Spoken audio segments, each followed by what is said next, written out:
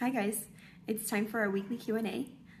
Thanks for submitting such great questions, first of all, and I've chosen about 5 really good ones that I thought would be helpful. So let's get started. Chicken or the egg, hypothyroidism versus estrogen dominance. I have my theory. So I personally think it's estrogen because if you think about it, estrogen was probably the first hormone on the planet. It's a hormone of growth, and that's what enabled the planet to develop the way that it did.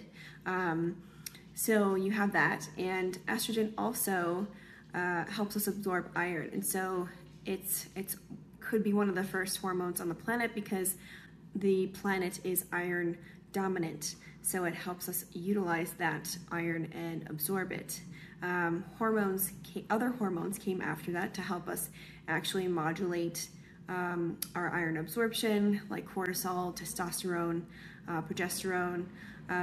So those also have different sort of functions in terms of iron absorption, but I do think it was estrogen. So that's what I think. You gotta tell me what you think. Hypothyroidism can definitely have a role in estrogen dominance, but I think it's kind of like a vicious cycle for sure.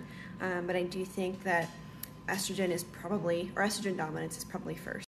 Do you recommend supplementing copper? No.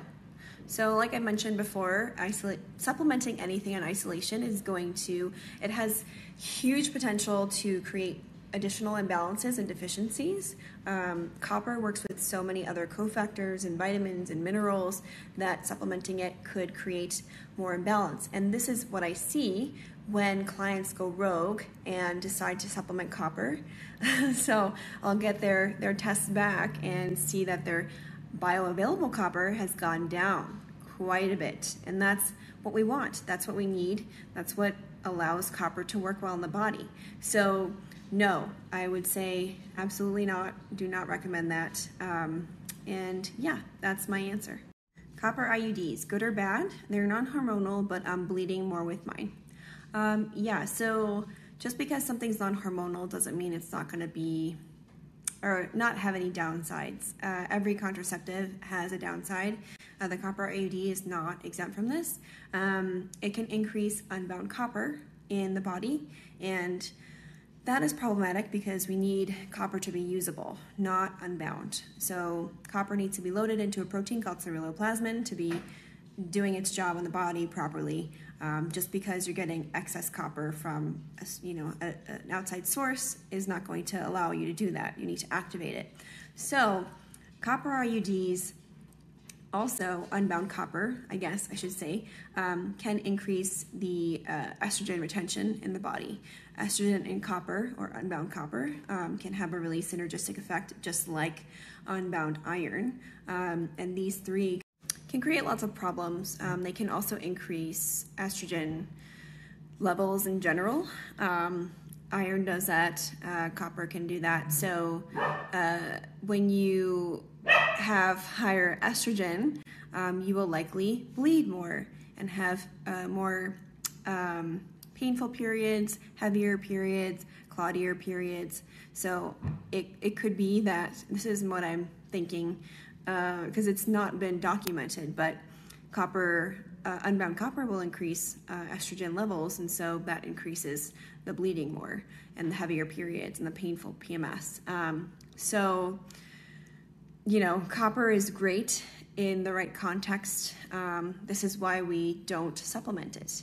But yeah, those are some downsides.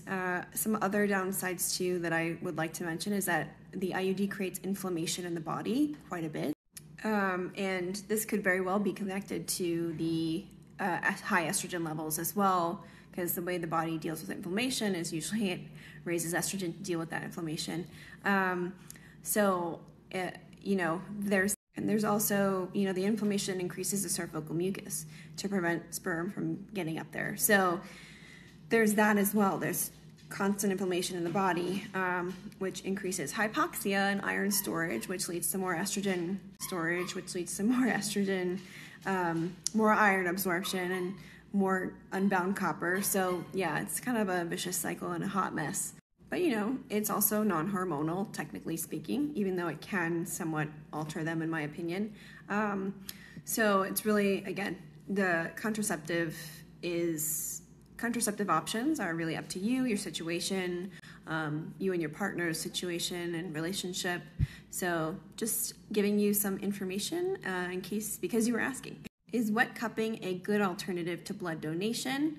No, unfortunately not. There needs to be a loss of blood. And not just plasma donation either. It needs to be whole blood donation, because it's the blood loss that is going to restart and recharge your iron recycling system. So there you go. Does glutathione get downregulated with high-dose vitamin E or vitamin C supplementation? This is a very interesting question. I'm not aware of any downregulation of glutathione with vitamin E supplementation. From everything that I know about vitamin E is it's very protective, and it helps with copper as well. So it's all kind of like a positive interaction there. As far as vitamin C supplementation though, vitamin C depletes copper, and guess what you need to make glutathione?